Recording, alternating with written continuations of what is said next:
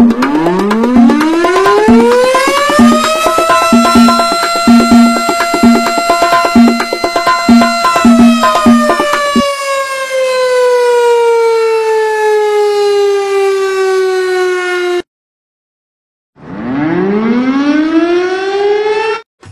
प्रकारच्या राजकीय प्रचार सिरीजच्या निर्मितीसाठी एकमेव नाव रत्नाकर औसेकर. कॉन्टॅक्ट 9890398788.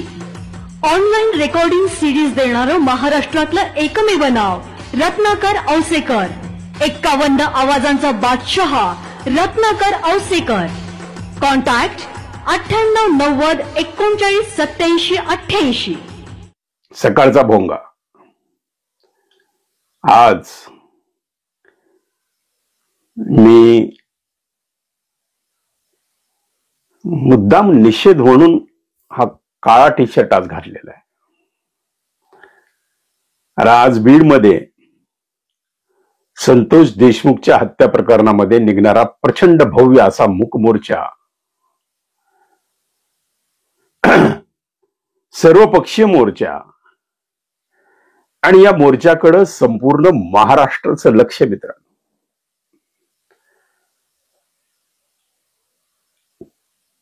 काल लातूर जिल्ह्यामध्ये रेणापूर या गावी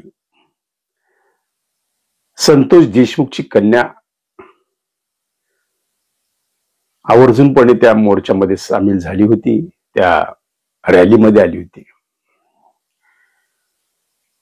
आणि तिचं ते बोलणं, तिच्याकडे बघून अख्खा महाराष्ट्राच्या डोळ्यामध्ये पाणी आलंय. मित्रांनो,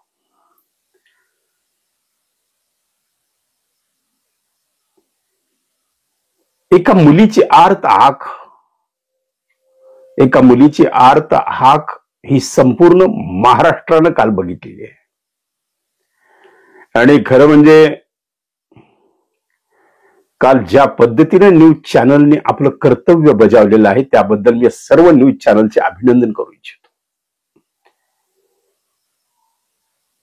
तर यामध्ये कोणत्याही न्यूज चॅनलला काही आर्थिक लाभ नव्हता ह्या मोर्चा कव्हर करण्यामध्ये किंवा या मोर्चाला, पण त्यांनी त्याचं कर्तव्य, कोणताही लाभ नसताना आपलं कर्तव्य चॅनलवाल्यांनी काल एवढं इमानदारीने बजावलेलं आहे. त्याबद्दल सर्व चॅनल्स, सर्व युट्यूबर्स, सर्वांचं मी जाहीर अभिनंदन करतो. मित्रांनो,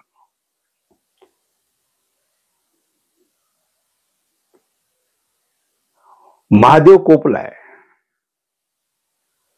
महादेव ऍपचा इतिहास काल आमदार धसांनी सांगितलेला आहे.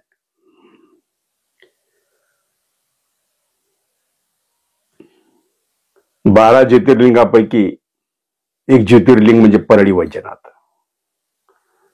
मग हा वैजनाथचा महादेव कोपलाय का? आणि देवेंद्र फडणवीसांनी सांगितलेले की 100 पाप भरलं की अंत होतो आणि 100 दिवसाचा कार्यक्रम दिलेला आहे. मग 100 दिवसात या महाराष्ट्राच्या राजकारणात काय काय खळबळ होणार आहे? खरंच वाल्मिक कर्णांची 100 पाप भरलेली आहेत का? खरंच या पाठीमागचा आका सापडणार आहे का? खरंच या आकाच्या माग अजून कोणी मोठा आका आहे का? याचा प्रश्न या संपूर्ण महाराष्ट्रातल्या तमाम, इथं जात नाही, पात नाही, पार्टी नाही, धर्म नाही, भेद नाही, झेंडा नाही, इथं फक्त सगळ्यांना एकच वाटतं की ज्या पद्धतीनं ही क्रूर हत्या झाली त्या क्रूर हत्येचा निषेध झाला पाहिजे असं सर्वसामान्य लोकांना वाटायला लागलं, जनतेला वाटायला लागलं.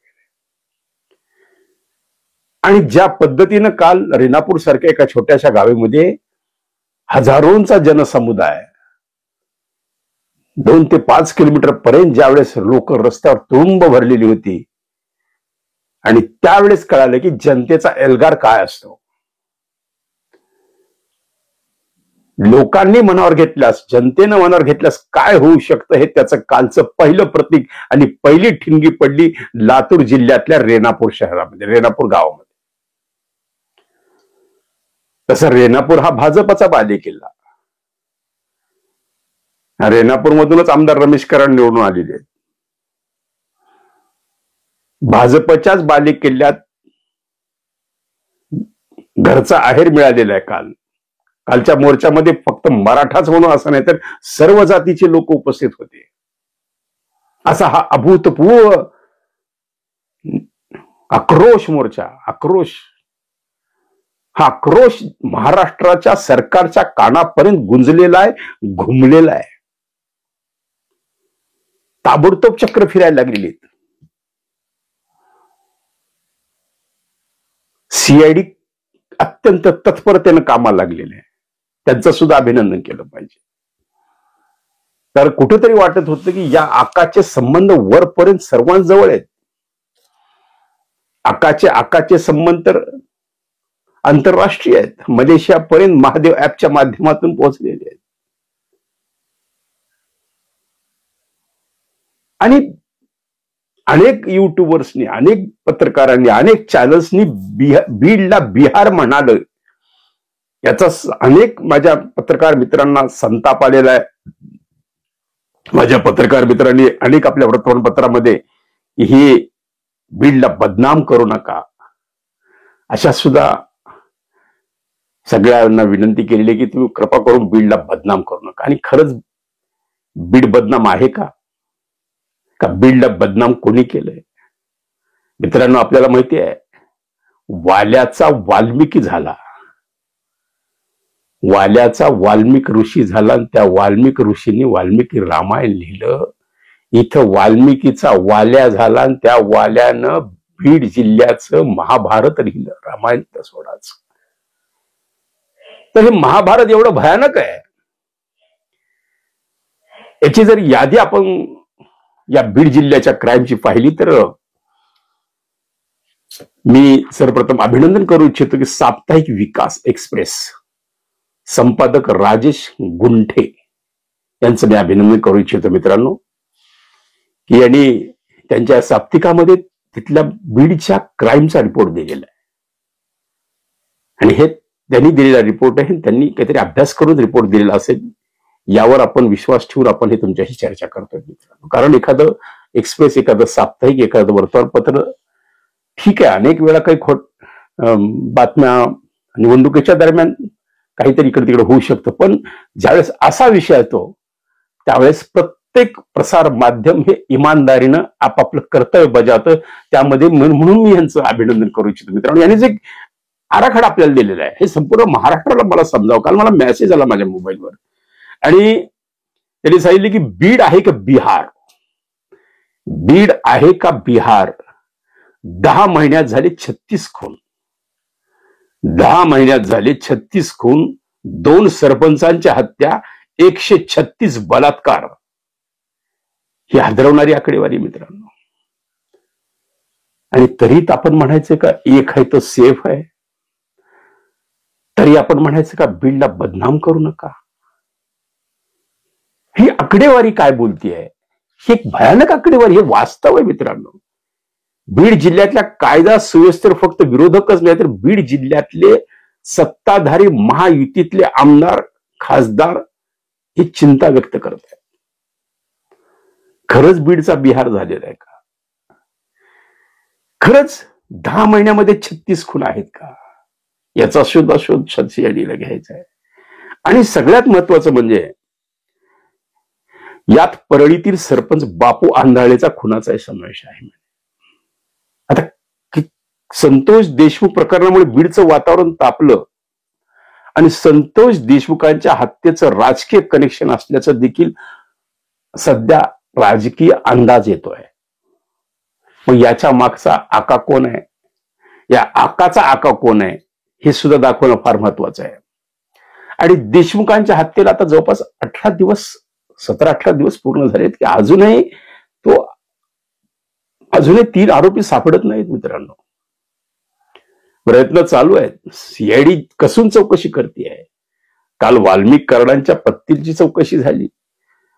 अजित पवार गटाचे बीड जिल्ह्याचे अध्यक्ष म्हणून ज्यांच्याकडे कार्यभार त्या चव्हाणांची लातूरहून बोलून त्यांची चौकशी करण्यात आली. आणि सीआयडी हे तर तत्परतेनं कामाला लागेल. आणि देवेंद्र फडणवीसांनी जे सांगितलेलं आहे की एकालाही सोडणार नाही, मग तो कुणीही असो, कोणत्याही पक्षाचा असतो, कुणाच्या जवळचा असो, आणि कुणासोबतही कुणाचे कोणतेही फोटो असो, याच्याशी काही संबंध नाही. गुन्हेगाराला सजा ही मिळालीच पाहिजे, या भावनेतून आता हे महाराष्ट्राचं सरकार कामाला लागलेलं आहे. आणि आम्हाला पूर्णपणे अपेक्षा आहे, अशा आहे की लवकरच वाल्मिक कराड स्वतःला स्वाधीन करतील. कारण शेवटी लपून बसायचे सर्व ठिकाणं जर संपली, राजाश्रय जर निघाला, तर त्याला कोणीही वाचू शकत नाही. आणि त्यामुळं जरी ह्या खून प्रकरणामध्ये वाल्मिक कराडाचं प्रत्यक्ष आरोपी म्हणून नाव जरी नसलं, तरी कुठंतरी त्या खंडणीच्या प्रकरणामध्ये त्यांच्या आरोप दाखल झालेले आहेत. याचा सुद्धा शोध घेण्यासाठी वाल्मिक कराडांसमोर यावं लागेल, वाल्मिक कराडांना सरेंडर व्हावं लागेल. कारण शेवटी हे सगळंच काही साम्राज्य करोडो रुपयांचं उभं केलेलं आहे हे गेल्या काही वर्षामध्ये. याचा निश्चितच आता घडा भरत आलेला आहे, असं सर्वसामान्य बीडचा पत्रकार सुद्धा बोलतोय, बीडचा सामान्य माणूस बोलतोय, आणि बीड जिल्ह्यातल्या प्रत्येक तालुक्यातल्या प्रत्येक समाजातला प्रत्येक कार्यकर्ता, प्रत्येक पक्षाचा माणूस बोलतोय. आणि बीडला बिहार म्हणलं तर मित्रांनो राग येऊ देऊ नका, कारण इथून तरी बीडला काहीतरी चांगले सोन्याचे दिवस येऊ शकतात, अशी मी खोटी अपेक्षा बिलकुल करणार नाही, मी खरी अपेक्षा करतोय. मी अपेक्षा ही करतोय की यापुढे खरंच बीडला चांगलं नेतृत्व, चांगलं पाठबळ, विकासाची दृष्टी असणारं नेतृत्व मिळू शकेल का, आणि ज्यांच्या माध्यमातून ह्या बीडला या नाच गाण्यापासून, या इव्हेंटपासून, या हिरो हिरोईनच्या भूलभुलैयापासून दूर निघून खऱ्या अर्थानं तिथल्या तरुणांच्या हाताला रोजगार मिळेल का, हा प्रश्न तिथला महत्वाचा आहे. त्या ठिकाणी पुष्पाची हिरोईन, अजून कुठली महाराष्ट्रातल्या हिरोईन, सपना चौधरी, या सगळ्यांना आणून नाचवून, त्यावेळेस अनेकांनी टीका केली की हे नाचून विकास होणार आहे का, पण शेवटी हा इव्हेंटचा त्यांच्या प्रचाराचा एक भाग आहे. काल धसांनी सांगितले की इव्हेंट कसा करावा हे आमच्या परळी बीडमध्ये येऊन तुम्ही शिका, इव्हेंट मॅनेजरनी असा उपरोक्त निषेध टोला आमदार सुरेश धसांनी वापरलेला आहे. तर मित्रांनो, असं बीडचं राजकारण, वर्षाला एखादा मोठा इव्हेंट करायचा कुठल्या तरी प्रतिष्ठानच्या माध्यमातून, आणि त्या माध्यमातून हिरोईनवर करोडो रुपये उधळायचे आणि सर्व तरुणांना नाच गाण्यात भुलवून, पण शेवटी हे क्राईम वाढतोय का, या तरुणांना रोजगार देण्याचे प्रश्न का निर्माण होत नाहीत. या तरुणांच्या हातात बंदूक देण्यापेक्षा या तरुणांच्या हाताला जर रोजगार देता आला तर हे फार मोठं काम या राजकीय नेत्यांना करता आलं असतं मित्रांनो. पण ही शोकांतिका झालेली आहे. आज संपूर्ण महाराष्ट्राच्या उद्योगांचं लक्ष संभाजीनगरकडे आहे. तिथून जवळ 2 तासाच्या अंतरावर संभाजीनगर आहे, आणि कदाचित याचा परिणाम संभाजीनगरच्या उद्योगावर होईल का, कदाचित याचे इफेक्ट संभाजीनगरच्या इंडस्ट्रीवर होतील का, ही सुद्धा शंका आता सर्वसामान्य माणसाच्या मनामध्ये निर्माण व्हायला लागलेली. आणि म्हणून आता बीडचा बिहार नाही, तर आता बीडचं नंदनवन करण्याची गरज आता निर्माण झालेली आहे. बीडला खऱ्या अर्थानं शांती, सुख आणि सर्वात महत्वाचं म्हणजे आध्यात्मिक प्रतिष्ठान त्या ठिकाणी निर्माण होणं ही काळाची गरज आहे. म्हणजे सर्व धर्माच्या धर्मगुरूंना माझं आव्हान आहे की आपण सुद्धा त्या बीड सारख्या शहरात जाऊन इथं धर्मसमुपदेशन करा, लोकांना जागृत करा, लोकांची वृत्ती बदला.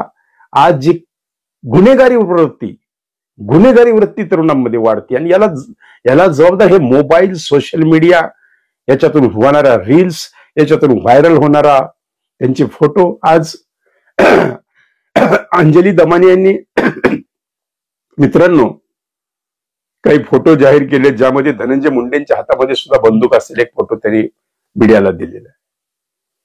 आज तिथलं सर्वात मोठं म्हणजे वास्तव काय आहे तिथलं बघा, की 10 महिन्यात 36 खुनाचे प्रयत्न केल्याच्या 168 घटना, ज्या चाकू, तलवारी, लोखंडी रॉड, बंदूक, हत्यारे घेऊन एकमेकावर वार, गर्दी करून मारामारी करणे, दंगल घडवणे, यासारखे 498 गुन्हे दाखल करण्यात आलेले मित्रांनो. आणि त्याचबरोबर 136 बलात्कार, 386 विनयभंगाच्या घटना आहेत. 386 विनयभंगाच्या घटना आहेत. मी आकडेवारी चुकू नये म्हणून मुद्दाम ते समोर ठेवून तुमच्याशी बोलतोय मित्रांनो. 36 खून, 168 खुनाचे प्रयत्न, 136 बलात्कार, 186 विनयभंग, 498 हाणामारी, 2 गट भिडणे आणि दंगल करणे, 1097 घरफोडी आणि चोऱ्या, 19 दरोडे ज्यामध्ये अनेकांना गंभीर मारहाण झालेली आहे, 60 जबरी चोऱ्या झालेल्या आहेत, 46 सरकारी नोकरावर हल्ले झालेले आहेत, 1281 हे बीड जिल्ह्यात शस्त्र वाटप करण्यात आलेली आहेत. हा आकडा मराठवाड्यासाठी फार घातक आहे. त्याचबरोबर 2 समाजामध्ये तेढ निर्माण करणे, ही माहिती तंत्रज्ञानात अफवा पसरवणे, असे शेकडो गुन्हे त्या ठिकाणी दाखल झालेले आहेत. विधानसभा निवडणुकीत किंवा कोणत्याही निवडणुकीत बूथ कॅप्चरिंग, बूथ ताब्यात घेणे, उमेदवाराला मारहाण करणे, उमेदवार प्रतिनिधीला मारहाण करणे, ईव्हीएम तोडफोड, मतदान केंद्राची तोडफोड आणि गोळीबाराच्या जवळपास 100 घटना. तरी आपण म्हणायचं की बीडला बिहार म्हणू नका. ही आकडेवारी जी बोलतीये मित्रांनो, ही आकडेवारी कायदा व सुव्यवस्था फक्त कागदावरच आहे का? कायदा व सुव्यवस्थेत पूर्ण झिंडवडे निघालेत का? कायद्याचा पूर्ण बाजार झालेला आहे का? आणि यामध्येच बीडचे खासदार बजरंग सोनवणे अमित शहाना भेटले म्हणे आणि आता ते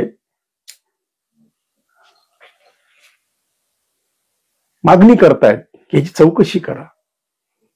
हे जे प्रकरण घडतायत आणि अत्यंत चिंताजनक एक गोष्ट मला हे जाणवते ह्या 2 दिवसामध्ये की सरपंचावर हल्ले होत आहेत. आमच्या धाराशिव जिल्ह्यामध्ये एका सरपंचावर पवनचक्की मधूनच हल्ला झालेला आहे.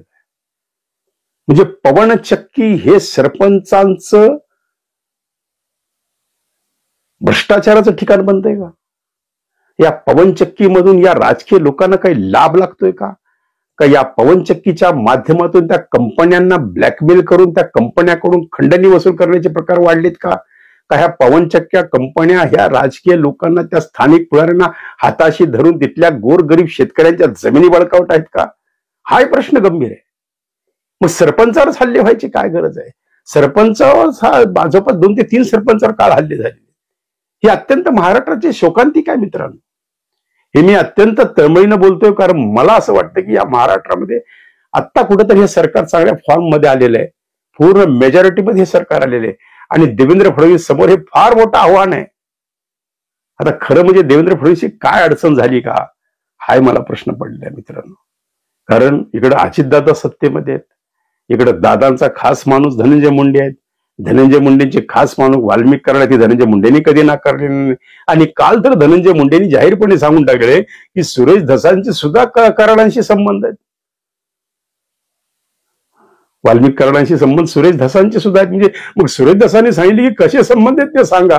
मधुर आहेत, सुमधुर आहेत का अतिमधुर आहेत? म्हणजे हे आता मधुर माधुरीपर्यंत हा प्रकरण चाललेलं आहे मित्रांनो. आणि आता आज काय काय बॉम्ब, शब्दरूपी बॉम्ब बाहेर निघणार आहेत या बीड मधून, सुरेश धसांच्या मुखातून किंवा तिथल्या स्थानिक कार्यकर्त्यांच्या मुखातून, हे पाहण्यात एक काळाची गरज आहे मित्रांनो. आणि या महाराष्ट्राला जो एक प्रकारची ही चर्चा ही संपूर्ण महाराष्ट्रात, मला दिल्लीच्या काही पत्रकारांचे फोन आले की दादा तुमच्या त्या भागामध्ये काय परिस्थिती आहे. मित्रांनो, अशोकजी वानखेडे दिल्लीचे आपले मराठी भाषा जपणारे पत्रकार, काय त्यांनी सुद्धा या बाबतीत चौकशी केली की हे काय प्रकार, म्हणजे हे किती भयानक आहे याची चर्चा. तर त्यांनी सांगितलं की अख्खा दिल्लीने तर अख्ख्या देशामध्ये प्रत्येक राज्यामध्ये ह्याची चर्चा, प्रत्येक राज्याच्या वर्तमानपत्राच्या हेडिंगवर बीड हे नाव येलेलं आहे. एवढं ऐतिहासिक नाव का झालं? मग एखाद्याची चर्चा, एखाद्या काही तिथल्या स्थानिक बीडच्या पत्रकारांनी आम्हाला काही असे मेसेज पाठवले की त्यांनी सांगितले की बीड हे ऐतिहासिक शहर आहे, या बीडला आध्यात्मिक वारसा आहे, या बीडला राष्ट्रपुरुषांचा वारसा आहे, या बीडला स्वातंत्र्य सैनिकांचा वारसा आहे, या बीडला अनेक लोकांनी हुतात्मा झाले. सगळं काही ठीक आहे मित्रांनो, पण आज जे तिथली स्थानिक परिस्थिती बदललेली आहे, ही परिस्थिती टाळ्यावर आणण्यासाठी सरकारला काहीतरी ठोस निर्णय, सरकारला काहीतरी ठोस उपाय जर करायचा असेल तर एका एका ह्या आकांना अगोदर ताब्यात घ्यावं लागणार. आणि हे प्रकरण आता लक्षात ठेवा, जोपर्यंत हे वाल्मिक कराड ताब्यात येत नाहीत, जोपर्यंत वाल्मिक कराड सापडत नाहीत, जोपर्यंत वाल्मिक कराड आपलं तोंड उडत नाहीत, तोपर्यंत हे सरकार, मला वाटत नाही वाल्मिक कराडाचा पिच्छा सोडेल म्हणून. कारण सीआयडी ज्या पद्धतीने कालपासून तत्परतेनं कामाला लागलेले आहेत, प्रत्येक बारीक सारीक गोष्टीचं ते आता म्हणजे सुरक्षा रक्षकापासून त्यांनी चौकशी सुरू केलेली आहे. तर यामध्ये सरकार गंभीर आहे. वारंवार फडणवीसांनी सांगितलेलं आहे की मी कोणालाही सोडणार नाही. ठीक आहे, जरी आज आणि काल तर राऊतांनी बॉम्बच टाकला. राऊतांनी तर हे सुद्धा सांगितलं की जोपर्यंत चौकशी पूर्ण होत नाही, मग या चौकशीला 1 महिना लागू, 2 महिने लागू, 3 महिने लागू, 6 महिने लागू, जोपर्यंत चौकशी पूर्ण होत नाही तोपर्यंत मुंडे घराण्यामध्ये सत्तेमध्ये पद देऊ नका. ठीक आहे, आता आमदार झाले, ते जनतेतून आले, त्यांचं स्वागत केलंच पाहिजे, पण त्यांना आता सत्तेत की जेणेकरून ह्या सुरक्षा ज्या चौकशी यंत्रणेवर प्रभाव पडेल, जेणेकरून कुठेतरी चौकशीला अडथळा निर्माण होईल. कुठेतरी सध्या जे सीआयडी, तसं तर सीआयडी हे कोणाचंच नाही, सीआयडी हे फक्त देश रक्षण आणि आपलं धर्मरक्षण आणि आपला हे रक्षण करण्यामध्ये सीआयडी तत्पर असतं की आपला त्यांचा जो धर्म आहे की याची सखोल चौकशी करणे, तो राष्ट्रधर्म आपला जपण्याचं काम हे सीआयडीचे जाणकार अधिकारी आज तिथं ठाण मांडून बसलेत आणि याची मोठ्या प्रमाणात चौकशी सुरू झालेली आहे. आणि आता ही कायदा व सुव्यवस्था जर राखायची असेल तर त्या आरोपींना तात्काळ, जे 3 आरोपी अजूनही सापडलेले, त्या 3 आरोपींना शोधणे, या सर्व आरोपींचा